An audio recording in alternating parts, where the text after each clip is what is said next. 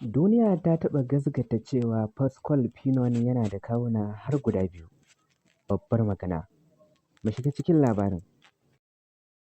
Idan ka buɗe shafukan sada zumunta a yau, ba kowane abu bane da ka gani yake a matsayin gaskiya. Shin ka taɓa tambayar kanka hakan? Gaskiya nake kallo ko kuma wasan kwaikwayo ne da aka tsara shi ba don komai ba sai don kawai a kwashe hankalina.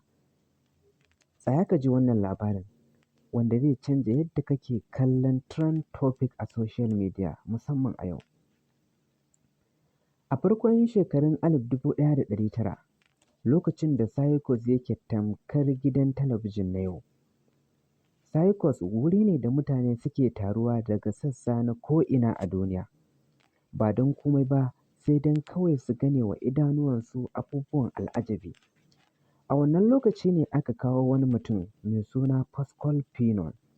An ce yana da kawuna har guda biyu. To da aka sanar da bayyanarsa ne sai filin Circus ya cika maƙil da dubban jama'a. Manya, yara, maza da mata. Kowa ya bayyana ba don komai ba sai don kawai ya gane wa idanuwansa abubuwan al'ajabin da ake ta faɗa. Cewa Pascal Pinon yana da kawuna har guda biyu. To fitowarsa ke da wuya izuwa wannan fili na Circus. Sai hayaniya ta kaure daga kowane sashe na wannan fili. Domin a saman kansa akwai kai na biyun wanda yake ɗauke da idanuwa, baki, hanci, kai har ma da gashin baki. Ido na motsawa, baki na buɗewa tamkar zai magana. Ganin hakan ya sa wasu suka tsorata suka ja da baya.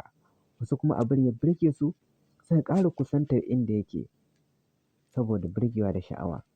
To jama'a sun taru an karɓi kuɗin shiga domin kallon Pascal Pinon. Amma abin da ba su sani ba shi ne wannan kai na biyun ba fa kai ba ne.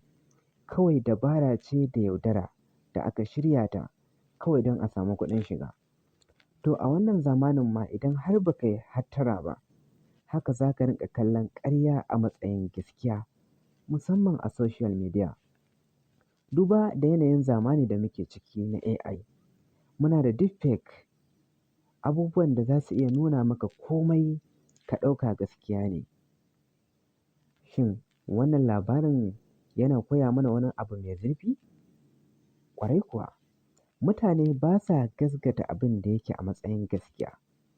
Kawai suna gasgata abin da zuciyarsu ta amince da shi ne. Idan har ba ka iya tantance gaskiya ta amfani da basira, to za ka rinƙa gasgata ƙarya a matsayin gaskiya. Wata tambaya mai muhimmanci. Idan har kana a wancan zamanin da aka ce Pascal Pinon yana da kai guda biyu, shin kai tsaye za ka yarda ne ko kuma akwai wata hanya da za ka yi amfani da ita domin gane gaskiyar al'amarin? Ka sa mana ra'ayinka a comment section. Allah ya sa mu dace.